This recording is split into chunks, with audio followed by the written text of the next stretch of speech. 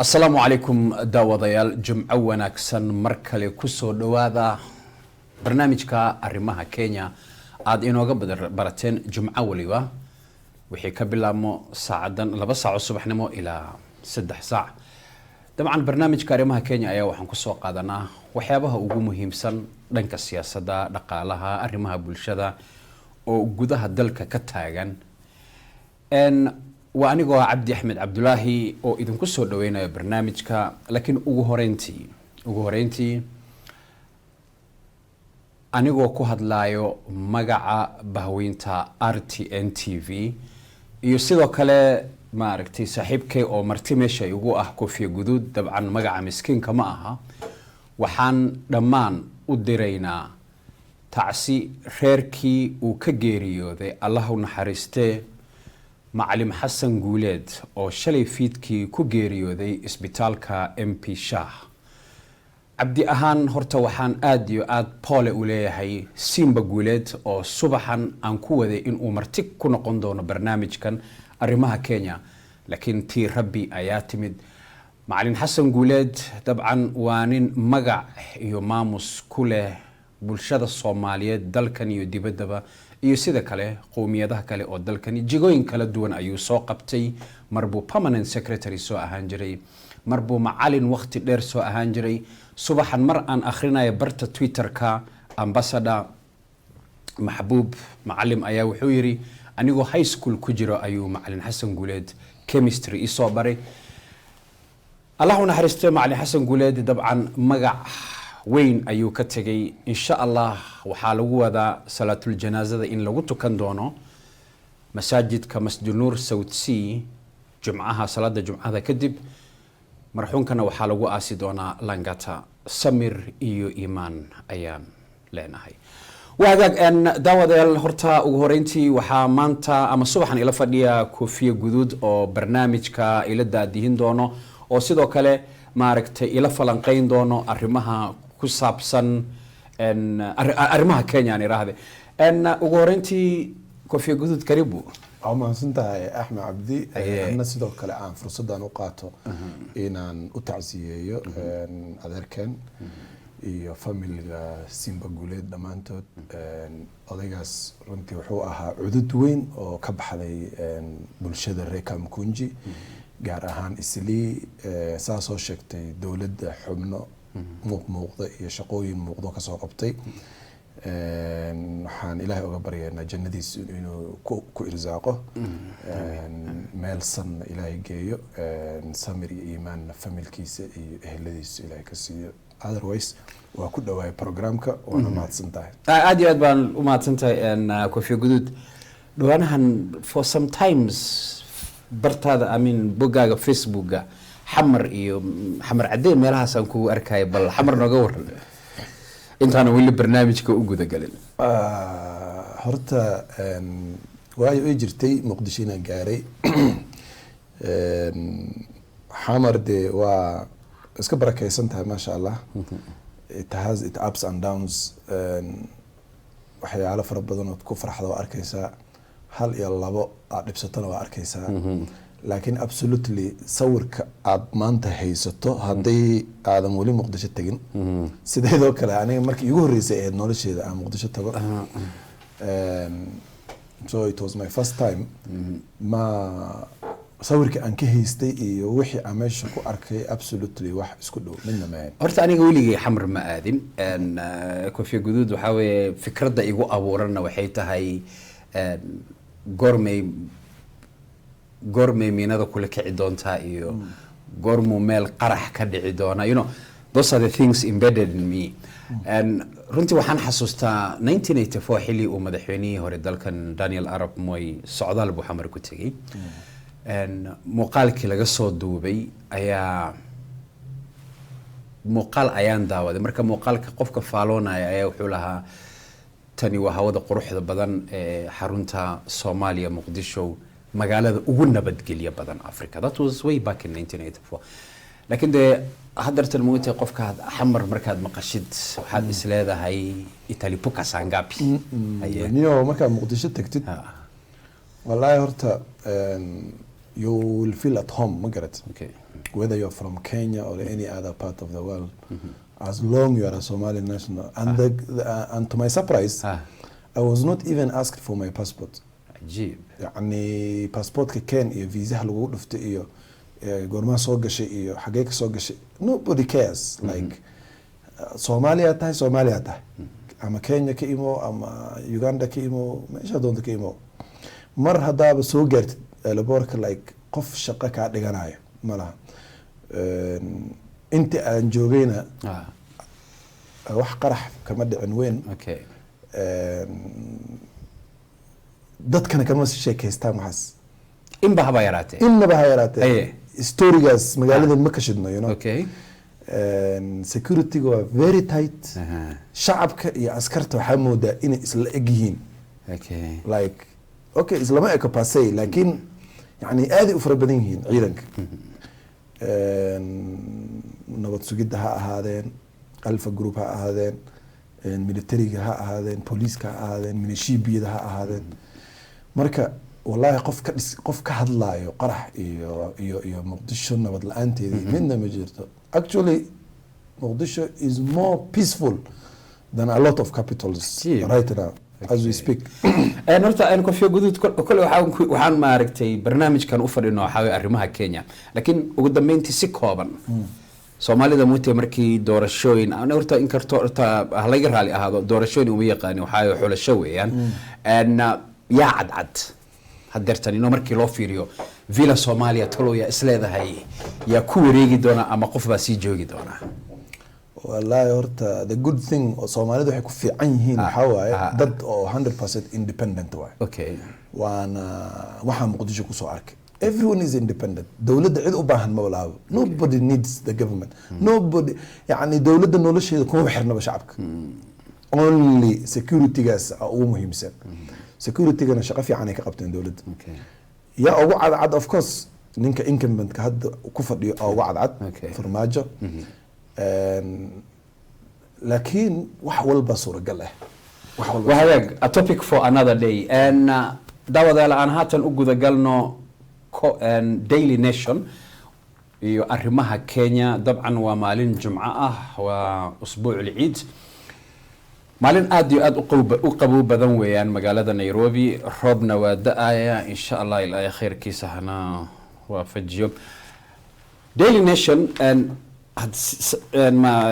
kofi guduud waxa weeyaan weli maanta wuxuu aad iyo aad uga hadlayaa COVID-19 aad moodid in maaragtay mawjada labaad dhufashadeeda inay tahay mid aad iyo aad u ba'an cinwaanka wuxuu leeyahay horror of COVID sick doctors on forced duties wargeyska wuxuu ka hadlayaa haddii aad fiirisid subaxan in ay jiraan dhakhaatiir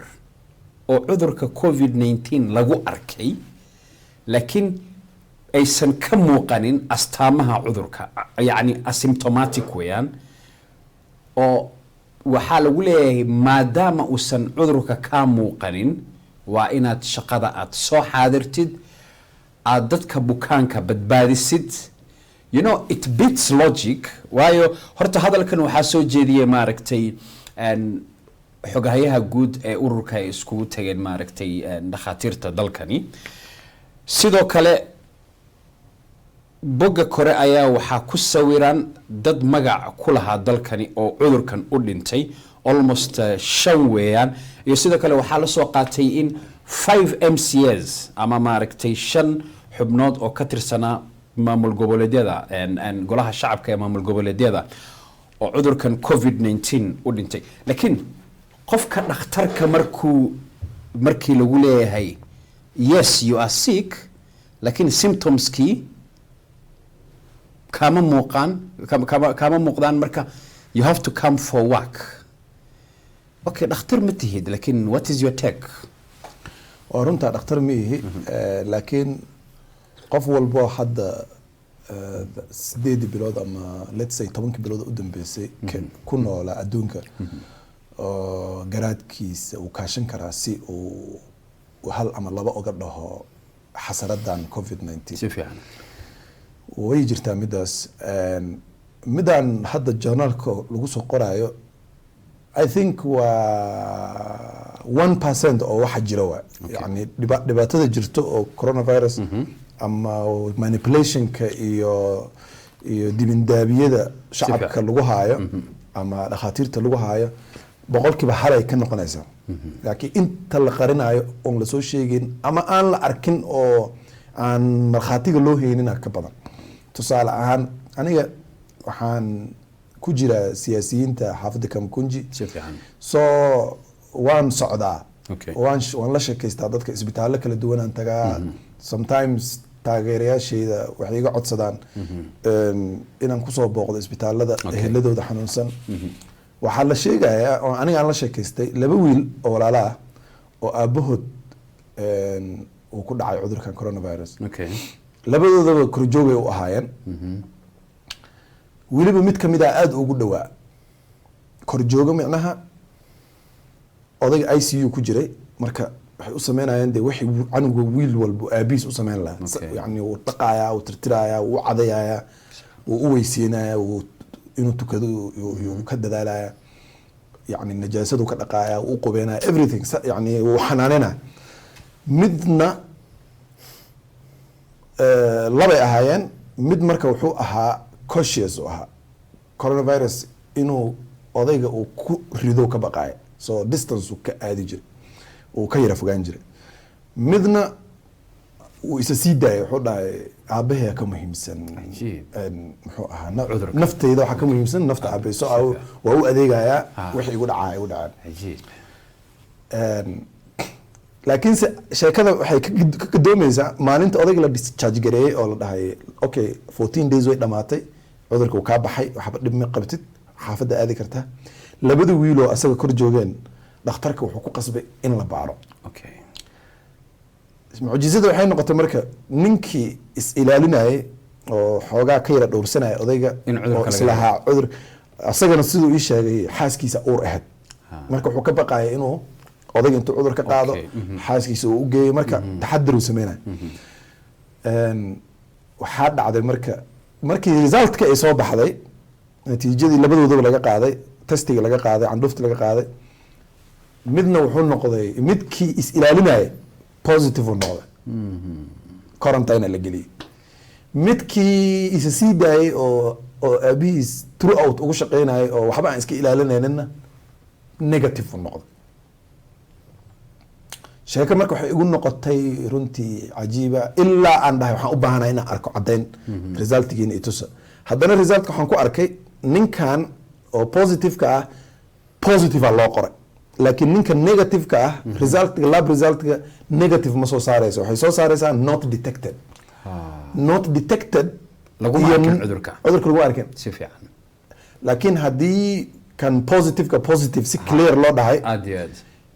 ninkan negative-ka waxaa la rabaa asagana negative in la dhaho laakiin waxaa la dhahay not detected which means he is still subject to further tests si fiican haddaa si u fiirisid marka waxaa u maleynaa bacmushtar inuu ka jira meeshaas oo dadka stigma in la geliyo loo baahan yahay manipulation ay jirto oo dadka maskaxdooda aad loogu ciyaarayo ma garat qofkan macnaha negative ata haddii la dhamoota wuu raaxaysana wuu degaa laakiin haddii la dhaho not detected that means that result daaqad baa weli daaqada kaa fura so you have to go for the second test and each test costs 11,000 Kenyan shillings waa very expensive test marka sheekadaasaa jirtay dee dhakhaatiirtan dhimanaya iyo MCS-ka iyo just they are part of Kenyans so they take waxay qaadanayaan qayb culays ka jiro qayb kamid ay qaadanayaan laakiin haddii aad fiirisid Kofi Guduud waxaa weeyaan dhakhaatiir fara badan ayaa cudurka u dhintay sida haddeertan wargeysyada ay dhigeen muuqaalka aan ku celcelinay waxay ahayd maaragtay gabar dhakhtar oo maaragtay markii la xabaalayay laakiin su-aasha ayaa waxay tahay dhakhtarka haddii uusan maaragtay nabadgeli karin shacabka xaguu taagan yahay haddii aad fiirisid like recently bay ahayd Dr. James Nyikal oo haddeertan xildhibaan ah ayaa wuxuu gaaray heer in maaragtay ay oohin ka soo fakato markii arintan covid-19 laga hadlayo shacabka Kenyaanka qaar baraha bulshada waxay dhaheen waa crocodiles tear yani waxba kama jiraan oo meel bilaash umbo maaragtay ku oynaayay haddii aad fiirisid waa tiin xildhibaana si kedisa cudurkan covid-19 buu u dhintay ku kala soo booday wuxuu yiri helicopters waa inay heegan noo ahaadaan oo maaragtay ay nadad gureeyaan markii uu cudurkan nagu dhaco marka wanjikugan la sheegayo oo dadku maaragtay inta badan dhabarkeeda isticmaalaan xagee taagan tahay wallahi niyahow Donald Trump madaxweynaha Mareykanka yaa waxaa laga hayaa inuu yiri African countries waa shithole countries so hadda si u fiirisid hadalkii Donald Trump waxa weyn ka jira okay ninka hadda dhakhtarka oo waa arkay laakiin qofka dareen uu leeyahay in loo xishmeeyo fiican tahay emotional uu noqday uu xamaasadoobay yani wax baa jiro uu arko xanuunay I'm telling you waxaan ku sheegayaa dhibaatada jirto way ka weyntaa waxana loo sheegay not per se cudurka coronavirus inuu cudur dad dilaya yahay ma aha laakiin circumstance iyo nooca loo shaqeynayo iyo pressure-ka lagu shaqeynayo waxa waaye oo yani PPE-ga bahalkan oo dadka ay xirtaan dhakhaatiirta KEMSA maandhood waxay sheegayeen in ay rabaan inay dadka u qaybiyaan because shelf life-kiisa ama inta uu expiry-giisa laga gaarayo waqti yara ka dhiman maxay kolka hore u siin waayeen dadka maxay dhakhaatiirta u siin waayeen yani waxaa jiro wax la yiraahdo bureaucracy fara badan oo ninkan saxiix ka sugaya ninkan wuxuu ka sugaya ninkaas oo amar ka sugaya dawladda ninkan sida loo kala sareeyo yani shaqo adeeg bulshada loogu talagalay wax oo smooth ku socda ma oo saaka dad soo gasho xafiiskan isla maanta ka dhamaan kartid wixii u baahan tahay si aad u heshid waxa lagu leeyahay macnaha check-aan hadda in lagu saxiixo waxa ka dhiman saxiixan hebelna safar uu ku maqan yahay kwa hivyo waxa soo noqonaysa isbuuca soo socdo qofkan marka dhakhtarka ah oo oynayo oo xildhibaanka ah waxyaalo anaga aan arkin iyo ark sa aniga qiyaasayo waxaasana ka oohiyay situation adag oo arkay yani marxalad adag oo shacabka aysan u dulqaadan karin wanjiku xaaladiisa meel adag iska maraysa أنا حنجعل إن narratives إن wax ka sheekeeyaan jecla marka dadku fahansiina aniga October sanadkii hore dawladda way xirtay ayadoo waliba dawladda Kenya ayadoo waliba manipulation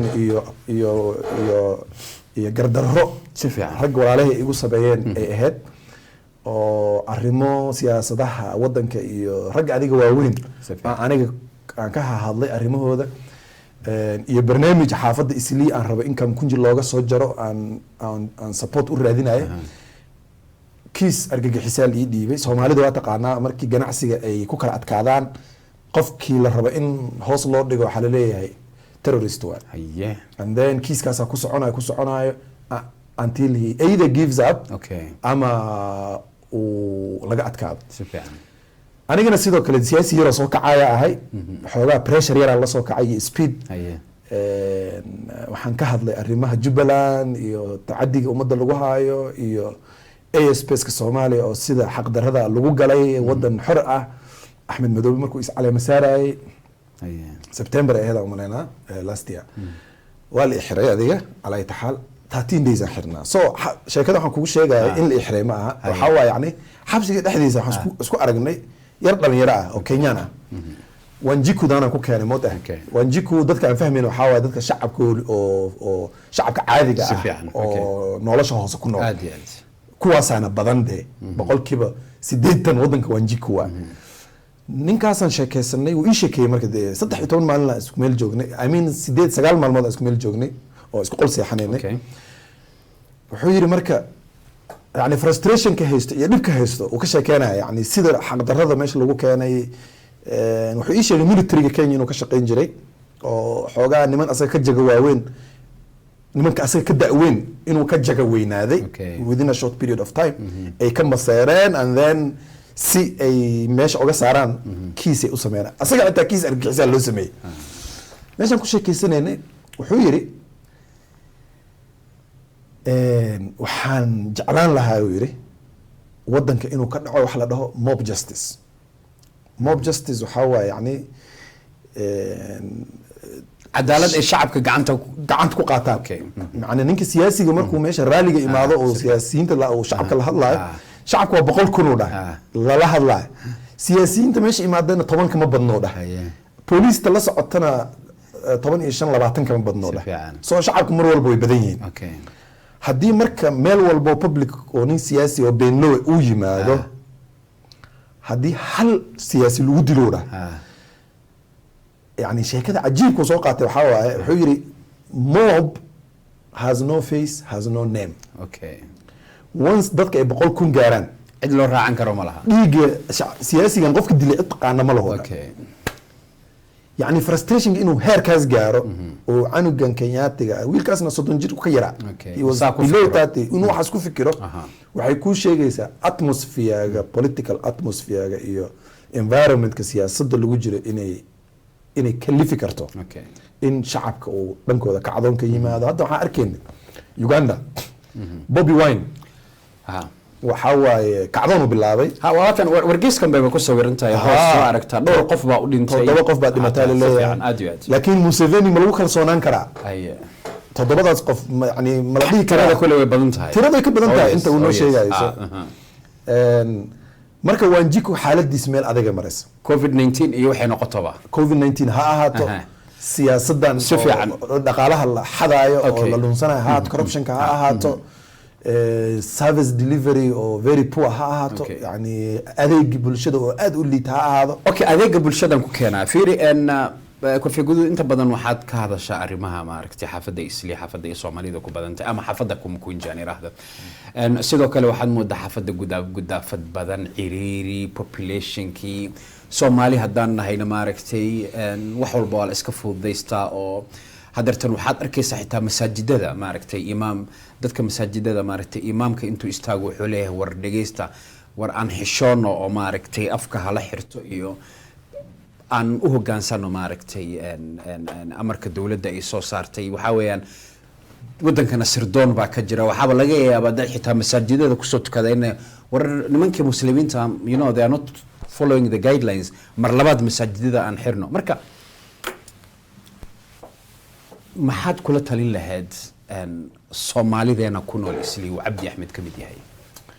markii loo fiiriyo covid-19 because hadartan is like it's getting out of hand? horta niyahow aniga personally I have very strong stand against coronavirus. Coronavirus waa iska orchestrated waxa waaye coloral sketch gareey waaye, waxa oo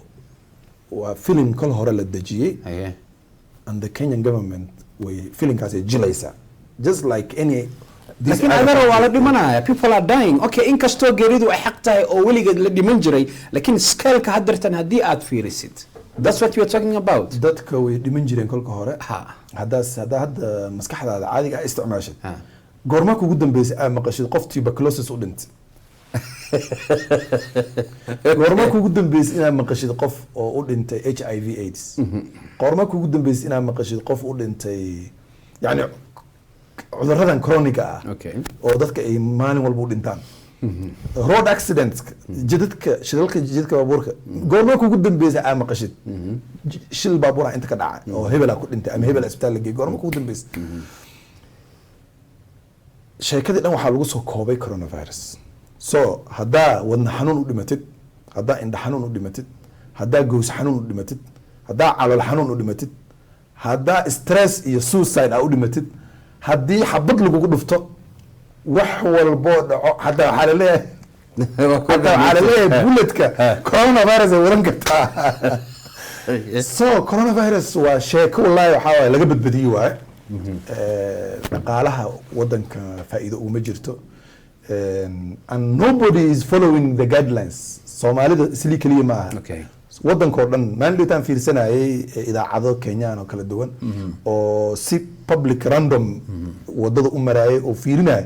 kaamirada la dhex maraya shacabka, kuwa maskiga wata iyo kuwan wadanin. dad fara badanaa la arkay oo aan maskiga wadanin oo Kenyaan ah. so wax Soomaalida ku kooban ma aha. of course maka xaaji banaadir abwaanka maka xaaji banaadir yaa wuxuu yidhaahdaa maxaan ku gaarinaa ka run marka yani coronavirus wuu jiraa iyo ma jiro intii dee ay wax ku dhumi lahaayeen mar walba waxaa iska fiican taxadarka in la sameeyo maskiga la xirto meelaha la iskugu imaanayo la kala fogaado waxyaalaha guidelines ay dawladda sheegaysa la iska raaco because you have no option